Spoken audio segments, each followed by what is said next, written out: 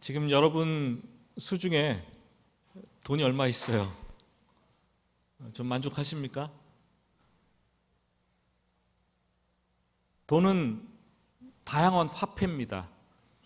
종이일 수도 있고 금속 쇠붙이일 수도 있고, 고대 시대에는 그것이 돌이나 뼈조각 또는 바닷가에서 준 조개로도 사용이 되었습니다.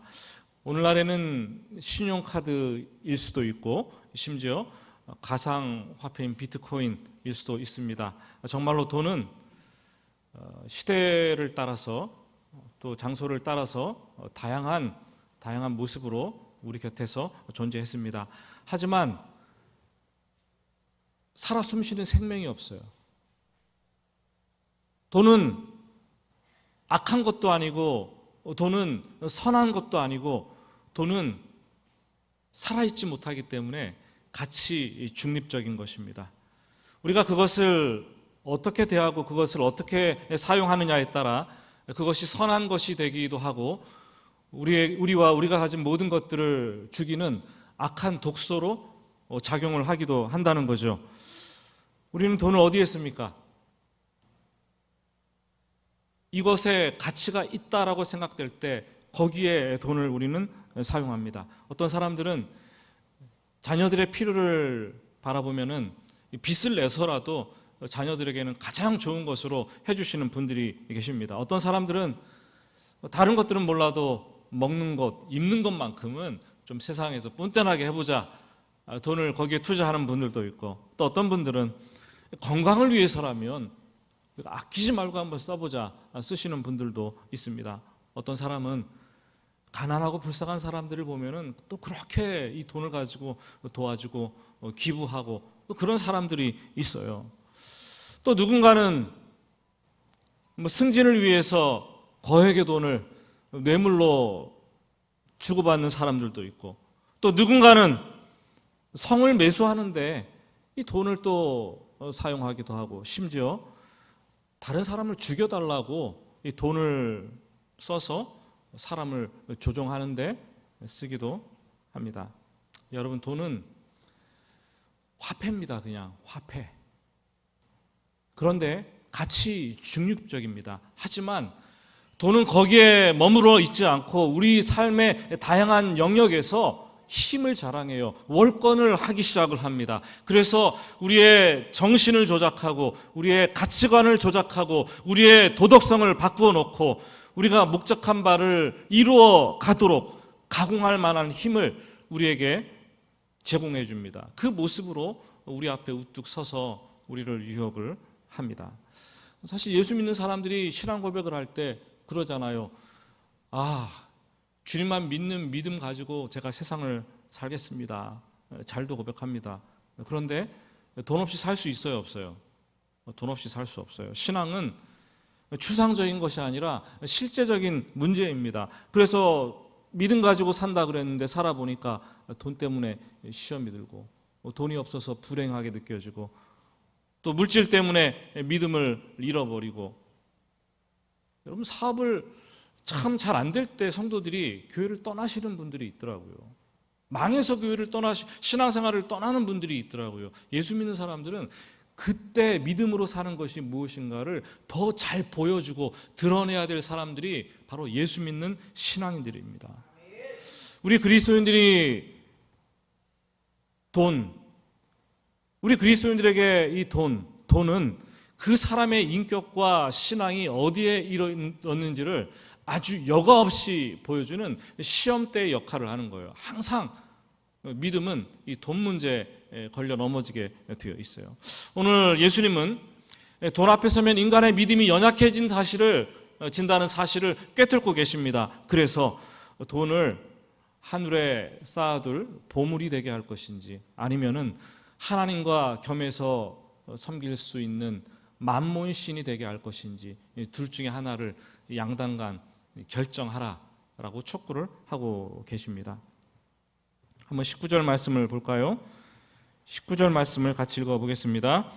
너희를 위하여 보물을 땅에 쌓아두지 말라. 거기는 좀과 동록이 해하며 도둑이 구멍을 뚫고 도둑질 하느니라. 예수님께서는 보물이라는 단어를 쓰십니다. 그런데 보물이라는 단어를 재물 또는 돈이라고 바꿔도 무방하다고 생각합니다. 이 땅에 보물을 쌓아두지 말라는 거예요. 이 땅에 재물, 돈을 쌓아두지 말라는 거죠. 그러한 행위를 스탑, 멈춰라, 중단하라 말씀을 하십니다. 사실 돈 여러분 가지고 싶죠. 그렇죠? 돈 더 많이 가지고 싶죠. 돈 소유하고 싶죠. 아니 그냥 축적하고 쌓아두고 싶죠. 근데 주님은 그런 욕망에, 인간의 탐욕에 반기를 드시는 것이죠. 왜요? 이 세상에 그렇게 돈을 쌓아둔다는 것은 안전한 곳이 아니다. 주님 말씀을 하십니다. 이 좀이 옷에 쓸어서 옷감을 완전히 망쳐버리는 것처럼, 녹이 금속에 들어서 녹슬어서 완전히 부식시켜 버리는 것처럼 이 땅에 보물을, 돈을 쌓으면 안전하지 못하다, 다 썩고 부식된다라고 얘기합니다. 어떤 가족이, 온 가족 전체가 여행을 했는데 여행을 하다가 몰사했어요. 그러는 바람에 그 가족의 돈이 주인을, 큰 돈이었는데 찾지 못하고 결국 어떻게 됩니까? 국고에 환수되는 경우가 있죠.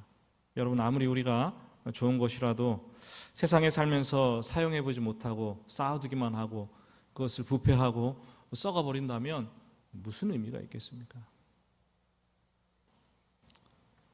솔로몬도 말년에 전도서를 기억하면서 돈을 쌓고 돈을 벌고 쌓는 사람이 있고 돈을 쓰는 사람이 따로 있다. 이게 세상에 참 안타까운 일이다 라는 이런 고백을 한 것이 있어요. 쌓는다고 다 쓰실 줄 아십니까? 또한 돈을 쌓아두는 것은 도둑을 부르는 안전하지 못한 것이 된다라고 얘기를 하십니다. 눈으로 직접 경험하고 보았어요. 미국에 이민 와서 수십 년을 살면서 밑바닥부터 시작을 했습니다. 부부가 밑바닥부터 하루에 쓰리잡을 뛰면서 밤에 2시, 3시, 4시까지 건물 청소를 하고 아침에 일어나서 세탁소를 운영하고 낮에 또 일을 하고 그렇게 일을 해서 온갖 고생하다가 마지막에 이 식료품점 그로서리 가게 상점을 하나 크게 차렸는데 꽤 많은 돈을 벌었어요. 60대 중반이 되어서 이제 그만하고 쉬면서 인생을 좀 즐기면서 좀 누리면서 살아야겠다라고 했어요. 그리고 가게를 내놓고 그 가게를 딱 계약을 했어요. 근데 낮에 가게를 계약한 사람이 밤에 강도로 돌변해서 와서 그 사람의 이 금고를 들고 나가는데 그것을 지키려다가 돈도 빼앗기고 목숨도 빼앗기는 그런 결과를 초래했습니다. 여러분, 쌓아둔 돈은 도둑을 부르게 되어 있어요. 여러분, 도둑질을 한번 당해 보셨습니까? 도둑 맞아 보셨어요? 그때 도둑질을 맞고 처음 드는 생각은 섬찟함이에요. 섬찟함. 그리고 분한 마음이 생깁니다. 내가 이걸 어떻게 해서 쌓아 올렸는데, 벌었던 돈인데 도둑질을 당해. 분해집니다. 그러다가 시간이 조금 지나면 이런 생각이 들어요. 그 돈 가지고 차라리 내가 좋은 일에 좀 썼으면 어떨까? 남을 돕는 일에 좀 썼으면 어떨까? 차라리 교회에 헌금이라도 했으면 참 좋았을 텐데 후회를 하게 됩니다. 그러다가 시간이 좀 더 지나면 그래도 내가 몸이 다치지 않고 돈을 잃었지만 목숨을 빼앗기지 않은 거 참 얼마나 감사한 일이야, 이런 생각을 하죠. 결국 이 세상은 보물을 쌓아둘 안전한 곳이 아니라는 것을 깨닫게 됩니다. 어찌 보면 돈은 잃었지만 돈을 잃고 나서 얻은 것, 깨달은 것, 그것이 훨씬 더 많은 것 같아요. 한번 돈을 잃어보셔야 돼요. 그런 의미에서 죄송합니다. 돈을 좀 잃어본 사람들이 돈에 대한 마음가짐을 좀 새롭게 할 수 있어요. 지금 개인도 그렇고 이웃 사촌이라고 하는 지구촌에서 나라와 나라, 민족과 민족 간의 부의 불균형의 차이가 아주 극심합니다. 전 세계 인구가 어제 찾아보니까 80억을 조금 넘었어요. 80억을 넘었는데 이 지구상에 120억의 인구가 먹고도 남을 만한 그 식량이 여러분 생산되고 있다는 것을 아십니까? 서유럽에는 특히 낙농업을 잘해서 육류가 넘쳐나는데 매년 남아 돌아와서 폐기 처분을 하고 있는데, 그런데 아프리카, 동남아시아, 라틴 아메리카에서는 하루 굶어 죽어가는 사람이 10만 명이 된다는 거예요. 우리나라에서도 지금 쌓아두지 않아도 될 쌀을 자꾸 쌓아둡니다. 그래서 해마다 2천억의 세금을 써야 하고 그것도 보관하느라 묵은 쌀을 처치할 수 없어서 북한이라도 퍼주면 좋겠는데 그것도 잘 안 되고 애를 먹고 있어요. 하다못해 여러분 범위를 좀 좁혀서 여러분 집안을 한번 생각해 봅시다. 냉장고를 한번 열어보세요. 얼마나 많이 쌓아둘 냉장고 문을 열면 우두둑 막 떨어지지 않아요? 쌓아둬서. 예? 냉장고가 문명의 이기라고는 하지만 인간의 욕심이 아주 극대화된 이기의 산물 아닙니까? 냉장고가 없던 시절에는 그냥 다 나눠 먹었어요. 그냥 다 나눠 먹었어요. 그런데 냉장고가 생기고 쿨한 세상을 만들 줄 알았는데 인간의 소유욕을 더욱더 부채질해서 더 많이 가지고 더 크게 가지고 더 오래 가지고 쌓아두고 먹고 이런 것을 부채질했을 뿐입니다. 인간의 욕심은 필요하면 것만 쓰면 좋겠는데 그 이상으로 자꾸 쌓아두려고 하는데 문제가 있다는 거예요. 하지만 썩게 된다. 부와 재물과 양식은 쌓아두면 썩게 된다는 거죠. 지난주에도 주기도문 강해를 계속 이어나가면서 만나를 말씀드렸잖아요. 필요한 양식, 일용할 양식을 주신 하나님. 걱정 없이 하루에 충실해라. 근데 우리는 자꾸 쌓아두는데 충실합니다. 여러분 개인도 그렇고 가정도 그렇고 나라도 그렇고 이 땅에 재물을 쌓아두면 그것은 썩게 되어 있어요. 썩게 되어 쌓지 말라라고 말씀을 하십니다. 그런데 사람들이 왜 돈을 그렇게 쌓는 것일까요? 왜 돈을 여러분 샀습니까? 그것을 의지하기 때문에. 돈이 나의 건강을, 돈이 나의 노후를, 돈이 나의 미래를 지켜줄 것이라고 확실하고 믿기 때문인 거죠. 자식이 없어도 돈만 있으면 된다고 생각하는 분들이 지금 얼마나 많은지 몰라요. 돈에 그런 능력이 없다고 생각하면 돈을 굳이 쌓아두시겠습니까, 여러분? 쌓아두지 않겠죠. 주변을 둘러보면 가지고 있는 돈을 쌓아두려고 하는데 이 쌓아둘 안전한 곳을 찾지 못해서 초조해하는 사람들이 그렇게 많이 있어요. 요즘은 그렇게 고민하는 것을 고상하게도 재테크라고 말하더라고요. 재테크. 은행에 저금할 것인지, 연금을 부어서 차곡차곡 적립해 둘 것인지, 우량 주식에 이걸 투자할 것인지, 땅이나 집이나 부동산으로 바꾸어 놓을 것인지, 어떤 분들은 금덩이를 사가지고 금덩이를 사서 또 그걸 또 집에 보관하면 좋겠는데 또 불안하니까 또 은행에 보관해요. 또 쌓을 곳이 없나 걱정하고 염려를 합니다. 우리 그리스도인들 여러분 재테크 해야 돼요, 말아야 돼요? 예? 우리 한번 얘기해 봅시다. 재테크를 해야 됩니까, 말아야 됩니까? 마태복음 25장을 보면은 예수님께서 이 달란트 비유를 듭니다. 그때 한 달란트를 받은 종은 그 달란트를 땅에 묻어둡니다. 주인이 와서 보고 이 악하고 게으른 종아라고 책망을 했어요. 근데 2달란트 받은 종, 5달란트 받은 종은 그 달란트를 가지고 가서 장사를 해서 이윤을 남겼습니다. 재테크를 한 거죠. 여러분, 우리 그리스도인들에게도 재테크가 필수입니다. 착하고 충성된 종아라고 주님께서 말씀하셨어요. 그런데 땅이 아니라 오직 너희를 위하여 보물을 어디에 쌓아두라고요? 하늘에 쌓아두라. 하늘에 재테크를 하라고 얘기를 하고, 하늘에 투자하라고 말씀. 그것이 안전한 것이다 라고 말씀을 합니다. 예수님은 가끔씩 이해하기 힘든 말씀을 하세요. 그리고 알쏭달쏭한 이 얘기를 하시는데, 누가복음 16장 말씀을 보면 어느 날 부자 주인이 떠돌아다니는 소문을 이렇게 뒤에 듣습니다. 보니까 자기 청지기 종이 주인의 재산을 가지고 호랑방탕하게 쓰면 낭비한다는 소문이 들립니다. 그래서 불러가지고 너 그만둬, 권고사직을 했어요. 시켰어요. 그러자 그 종이 자기가 잘리고 나면 땅 파먹고 살기도 힘들 것이고 빌어먹고 그 얻어먹을 때도 구걸할 때도 없는 것 같아 큰일 났습니다. 그래서 지혜를 짜냅니다. 주인에게 빚진 모든 자들을 다 불러드립니다. 그리고 이 장부를 수정을 하죠. 빚을 각각 50% 탕감해 줄게. 2억인데 너 1억만 빌렸다고 바꾸자. 너는 30% 해줄게. 너는 10% 해줄게. 생각을 한 거죠. 그러면 내가 주인에게 잘리더라도 나에게 은혜를 입은 이 사람들이 나를 도와줄 것이다 라는 생각을 해요. 얼마나 나쁘고 교활한 생각입니까? 횡령이고 배임이에요, 그거는. 그런데 그렇게 일 처리를 하는 종의 모습을 본 주인이 반응이 참 아주 뜻밖입니다. 아니 대박이에요, 이거는. 야, 네가 일을 지혜롭게 했구나. 참 잘했다 라고 박수를 쳐줍니다. 잘했다, 잘했다, 잘했다.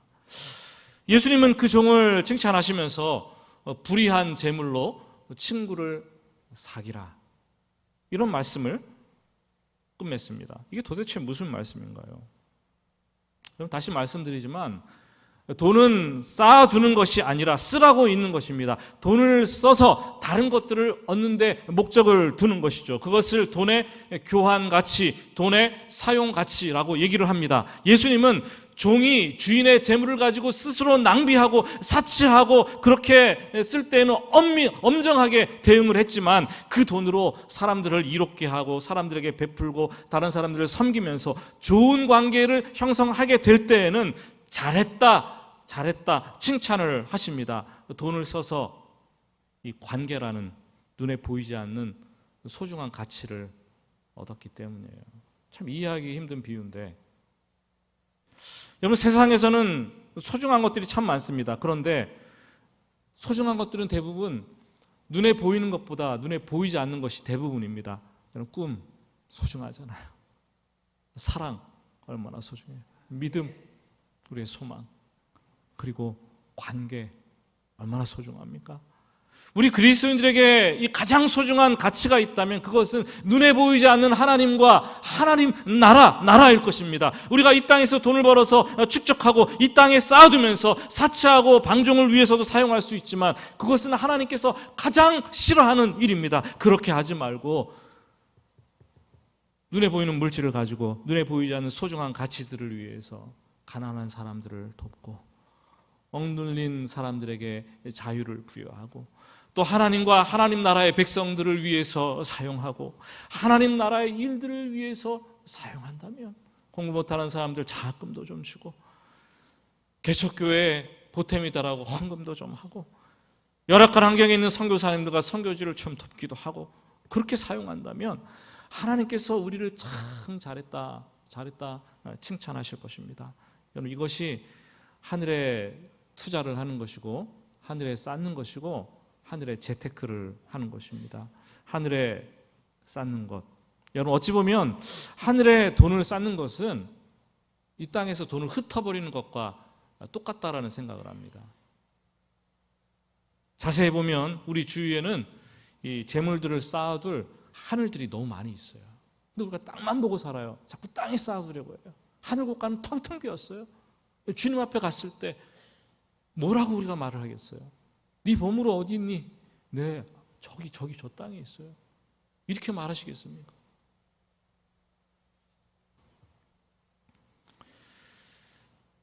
재물을 쌓기 시작하면 재물을 쌓는 그곳에 사람들의 마음이 갑니다. 21절 말씀을 보시면 내 보물이 있는 곳에 내 마음도 있느니라. 주식하는 사람들이 아침에 눈 뜨면 제일 먼저 하는 일이 핸드폰을 더듬어 찾고 그리고 나서 어플 주식 동향 어플부터 열잖아요. 뭐 키움증권, 삼성증권, 한국투자증권, 미래에셋 어느 거 하십니까? 네? 하루에도 몇 번씩 수시로 보면서 마음이 상하기도 하고 기뻐 뛰기도 하고. 여러분 성경은 말 안 합니다. 무릇 지킬 만한 것보다 너의 마음을 지키라. 왜냐하면 너희의 생명이 그 마음에서 나기 때문이라 말씀을 하십니다. 여러분 거기에 온통 마음을 다 빼앗기는 거죠. 내가 돈을 가지는 것이 아니라 돈에 내 마음을 빼앗겨서 돈이 내 마음을 가지게 되는 결과를 초래합니다. 소유에 정말 소유당하는 것이 마음을 완전히 빼앗기는 거예요. 예? 돈의 마음을 빼앗긴 사람들이 여러분 누구를 사랑할 수 있겠어요? 젊은이들도 자꾸만 결혼을 미루는데 돈 때문이잖아요. 돈 때문. 돈의 마음을 빼앗기면 사랑할 수 없는 거예요. 결혼을 해도 돈을 배우고 배우자를 선택하잖아요. 그게 온전한 결혼 생활이 되겠습니까, 여러분? 돈에 마음이 묶여버린 사람들은 영원히 자유로울 수가 없습니다. 꿈이 아니라 돈을 보고 학교를 선택하고 돈을 보고 직장을 선택하고 돈을 보고 미래를 맡긴다면 그거는 돈이 나를 소유한 거죠. 돈이 내 마음을 다 빼앗아간 것이죠. 돈이 있는 곳에 마음을 두는 것입니다. 주님께서 이 돈과 재물의 마음을 빼앗긴 사람들의 얘기를 하다가 22절 말씀을 보시면 갑자기 눈은 몸의 등불인데 눈이 나쁘면 온몸이 어둡다라는 뜬금없는 말씀을 중간에 섞어서 하십니다. 알아듣기 힘든 말씀이에요. 근데 조금만 생각해 보면 연관이 됩니다. 사람의 마음은 1차적으로 눈과 마음이 이렇게 직결되어 있습니다. 마음이 이렇게 가는데 눈이 가고 눈이 가는데 마음이 가요. 어느 게 먼저 갈까요? 네? 순서는 마음이 가고 그 다음에 눈이 가는 거예요. 마음이 없으면 눈도 가질 않아요, 잘. 마음에 돈에 대한 탐욕이 생기면 그 욕심 때문에 눈이 점점 흐려지는 거예요. 그래서 눈이 보지 말아야 될 것을 보고 보아야 될 것을 침침하게 흐리게 보는 거죠. 눈이 어두워지니까 세상을 어둡게 볼 수밖에 없어요. 그러면 그 사람은 어둠 속에 거하면서 어둠에 다닐 수밖에 없는 거죠. 그런 논리를 지금 주님께서 말씀을 하고 계십니다. 우리나라에 이 도박을 합법적으로 인정한 카지노가 몇 개 되는지 아십니까? 찾아보니까 16개가 되더라고요. 외화벌이 목적으로 외국인 전용 카지노가 16개. 그리고 정부가 세수를 늘리고 고용 창출을 하고 지역 경제를 활성화한다는 명목으로 그 정선에 강원랜드라는 거 여러분 만들어 놨지 않습니까? 사실상 정부가 도박을 하도록 유도하는 거고 도박 중독자들을 그냥 방관하고 있는 거예요. 그곳에 돈을 사랑하는 탐욕스러운 사람들이 모여들기 시작합니다. 돈 때문에 눈이 흐려진 사람들, 도박 중독자들, 돈의 흐름을 찾아서 거기까지 갔어요. 거기서 전 재산을 다 잃고 몸도 영혼도 피폐해지고 가정도 산산조각이 나는 거죠. 제가 일산에 잠시 머무를 때가 있었는데 그때 놀랍게도 도심인데 거기 경마장이 있더라고요. 그래서 저는 생각했어요. 아니 도심의 오피스텔촌에 무슨 이 경마장, 아파트촌에 경마장이 있지? 보니까 화상 경마장이에요. 화상 경마장. 다른 데서 경마를 하면 거기에서 화상으로 이렇게 보여주고 거기 도박을 하는 거예요. 보니까 1년 연 매출이 4천억이래요. 거기가 4천억. 아침에 또 한밤에 이렇게 거기를 지나가다 보면은 별별 사람 다 있어요. 여러분 신문지 깔고 누워있는 사람, 돈을 탕진하고 가산을 탕진해서 슬픈 기색을 하고 흐려진 눈을 가지고 있는 사람, 어둠의 그림자에 가득 들여진 사람들, 초조한 사람들, 돈을 사랑해서 돈을 소유하다가 돈의 소유가 되고 돈의 마음을 빼앗긴 사람들, 돈의 마음이 묶이고 몸도 묶이고 영혼도 묶이고 그래서 어두움에 거하는 사람들의 전형적인 모습을 본 거죠. 여러분 돈이 나쁜 것은 아니라고 말씀드렸어요. 돈은 가치 중립적이라고 말씀드렸습니다. 이 세상을 살아가는데 돈이 필요한 거예요. 그렇지만 필요 이상으로 집착하게 되면 돈이 그때부터는 나를 소유하게 되는 거예요. 다만 돈을 사랑하는 것, 돈을 쫓는 것, 돈에 묶이는 것, 돈을 섬기는 것, 돈의 노예가 되는 것, 이게 나쁜 거라는 거죠. 돈이 나쁜 게 아니라는 거예요. 돈에 관한 한 교회라고 뭐가 다르겠습니까, 여러분? 교회도 돈을 쌓아두면 안 돼요, 여러분. 자꾸 써야 돼요. 하늘에 쌓아둬야 돼요, 교회도. 자꾸 근데 우리 교회 재정이 얼마가 있다, 안심이다. 돈이 많이 있어야 된다. 걱정하고 염려할 필요 없어. 자꾸 쓰셔야 돼요. 야, 있는데 뭘 하나님 보시기에 뭘 채워주겠냐. 없으면 채워주실 거예요. 24절 말씀을 보면 우리 그리스도인들에게 교회에게 주시는 말씀입니다. 같이 읽어보겠습니다. 한 사람이 두 주인을 섬기지 못할 것이니 혹 이를 미워하고 저를 사랑하거나 혹 이를 중히 여기고 저를 경히 여김이라. 너희가 하나님과 재물을 겸하여 섬기지 못하느니라. 하나님과 재물. 지금 예수님은 하나님과 재물을 두 가지를 비교하면서 견주고 있는 것을 보게 됩니다. 하나님과 재물을 견줄 수 있어요, 여러분? 하나님과 돈을 견줄 수 있으니 비교할 수 있습니까? 여러분, 비교할 수 없는 것을 비교할 수 있게 만들어주는 게 주는 존재가 사탄입니다. 피조물을 하나님의 자리에 올려놓고 그만큼 가치를 부여하는 것이 사탄의 능력이에요. 사탄은 미혹의 영이 되고 거짓말장의 아버지가 되어서 속임수를 써서 가치 창난을 일으키게 합니다. 그리고 택하지 말아야 될 것을 택하고 묶여서는 안 될 것에 묶이게 되고 그것을 하나님의 자리에 올려놓게 하는 거죠. 제가 이렇게 말해도 여러분들 실질적으로 그런가 생각을 하실 거예요. 그런데 진짜 그렇습니다. 아버지가 아들에게 돈 10만 원을 이렇게 줬습니다. 아버지와 돈 10만 원이 비교 대상이 됩니까? 안 됩니까, 여러분? 비교 대상이 되질 않아요. 그런데 실제로 그런 일이 일어납니다. 우리에게 일어나고 있어요. 돈 10만 원을 받은 아들이 너무나 좋아하고 너무나 그 돈을 기뻐합니다. 그 돈을 가지고 쓰느라 흥청망청 즐겨하면서 아버지의 존재를 까마득하게 잊어버리는 거죠. 돈을 다 썼어요. 돈을 쓰고 나니까 불안해집니다. 돈 생각에 사로잡힙니다. 돈이 좀 더 있었으면 좋겠는데. 그제야 잠시 아버지가 생각이 나서 아버지 집에 아버지를 찾아갔는데 거기서 하는 얘기가 아버지 돈 없어요. 아버지 돈 좀 주세요. 간구합니다.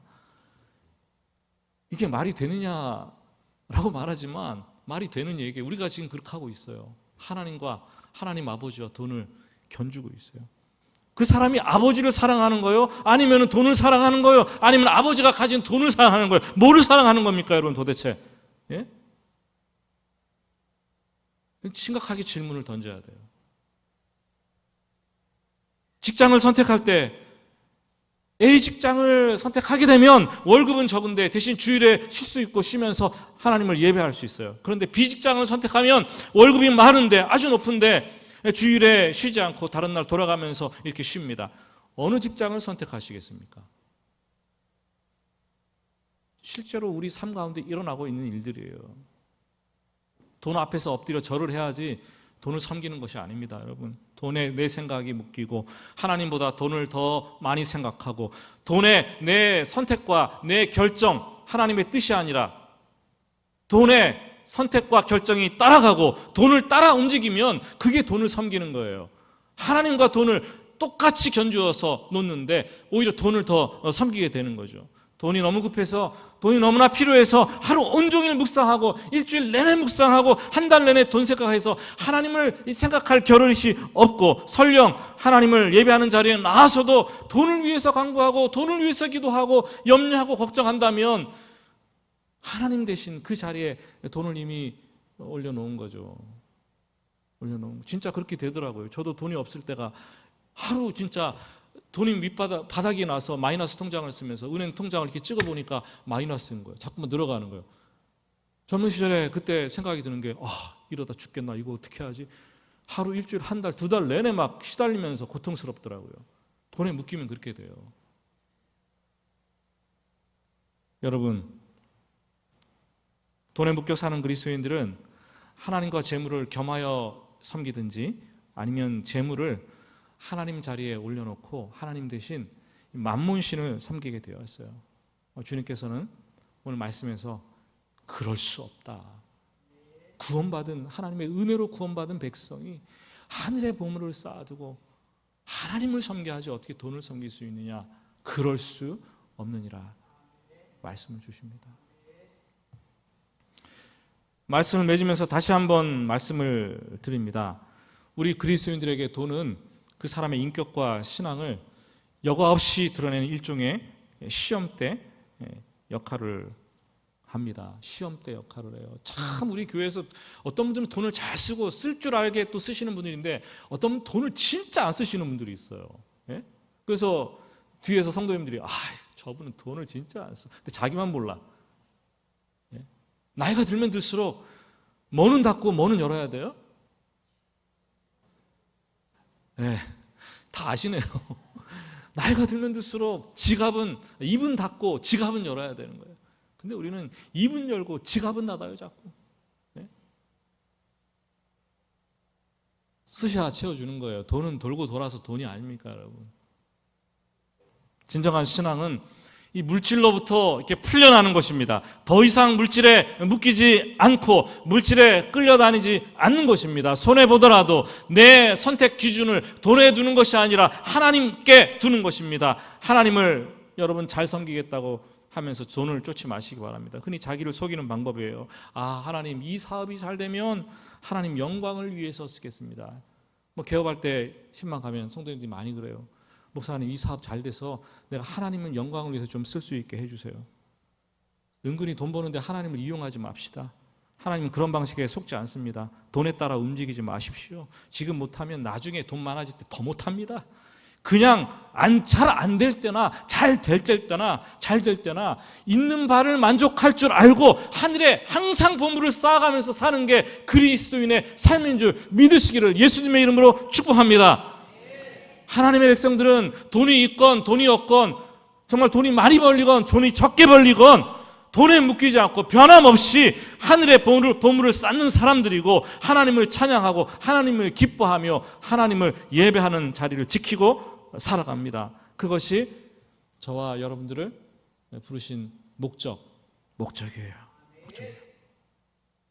그렇다고 생각한다면 돈 없다고 못한다고 우리가 그렇게 안타까워할 일도 아니에요. 있는 대로 족한 줄 알면서 적으면 적은 대로 많으면 많은 대로 중요한 것은 하늘에 쌓는 것이다. 하늘에 쌓는 것이다. 돈보다 하나님을 더 많이 사랑하는 것이다. 그렇게 살아내시는, 그래서 하나님을 기쁘시게 하는 여러분들 되기를 예수님의 이름으로 축복합니다. 우리 같이 주신 말씀 생각하면서 찬양하겠습니다.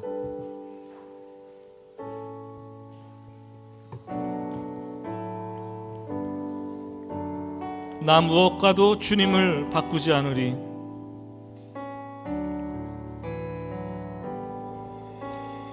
무엇과도 주님을 바꾸지 않으리. 다른 어떤 은혜 구하지 않으리. 오직 주님만이 내 삶의 도움이시니 주의 얼굴 보기 원합니다. 주님 사랑해요.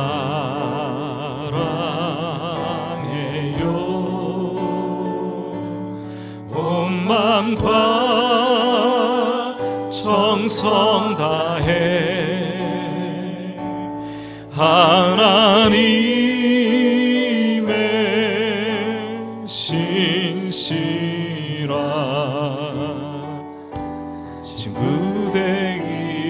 다시 한번 고백합시다. 나 무엇과도 주님을 바꾸지 않겠습니다. 나 무엇과도 주님을 바꾸지 않으리.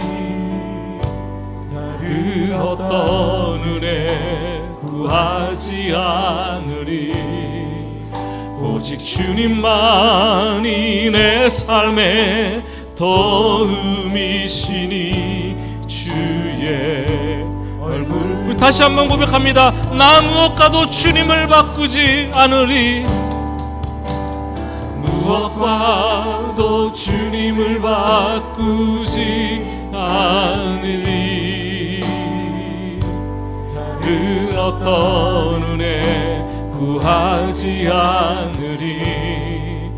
오직 주님만이 내 삶의 도움이시니 주의 얼굴 보기 원합니다. 주님 사랑해요.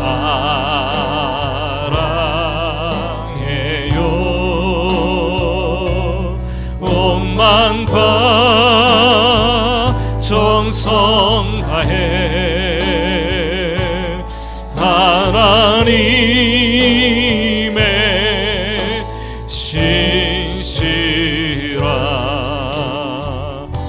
친구 되기 원합니다. 우리 같이 기도하겠습니다. 주님, 내 생각과 내 인격, 내 삶, 내 신앙 돈에 묶이지 않겠습니다. 돈을 쫓는 선택, 돈을 쫓는 삶을 살다가 마음도 어두워지고 돈의 노예가 되어서 어둠에 다니지 않게 해주시기를 원합니다. 하나님 앞에 나와서 이제는 돈 얘기, 돈 걱정, 돈 염려 좀 그만하게 하소서. 그냥 날 구원하신 하나님의 사랑, 그 사랑에 감격해서 하나님 사랑합니다, 참된 믿음을 고백할 수는 없을까요? 있는 바를 족한 줄로 알면서 주신 것을 감사하고, 있을 때나 없을 때나 많을 때나 적을 때나 하늘의 보물을 쌓는 그 믿음, 하나님, 인생이 더 늦기 전에 물질에서 자유로운 삶, 물질에서 자유로운 신앙생활을 할 수 있도록 주님 도와주시옵소서. 물질에 매여 있다면 주님, 제가 매이지 않겠습니다. 주님과 주님 나라 위해서 사는 삶을 살아내겠습니다. 이런 여러분 마음을 하나님께 이렇게 올려드리기 바랍니다. 우리 조용히 작은 목소리로 그리고 침묵으로 여러분 마음을 하나님께 올려드립시다. 같이 기도하겠습니다. 주님,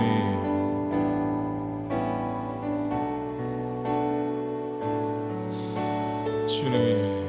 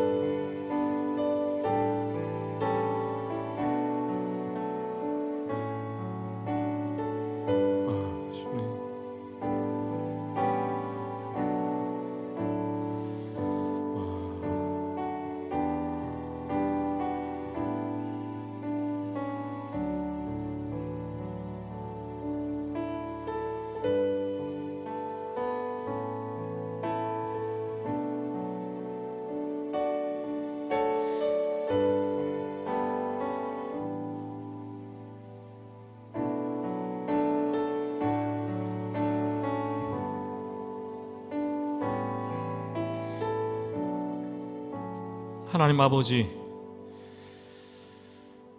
우리의 속마음을 꿰뚫어 보시는 듯, 깊은 곳까지 너무나 잘 아시는 듯 주님께서 오늘 말씀을 주셨습니다. 나는 아니라고 생각했는데 내가 돈의 노예가 되었고 묶여 있었고 하나님 자리에 돈을, 재물을 올려놓고 섬기지 않았습니까? 하나님, 풀리게 하시고 자유롭게 하시고 하늘의 보물을 쌓는 온전한 그리스도인 될 수 있도록 축복하여 주시옵소서. 예수님의 이름으로 기도드립니다. 아멘.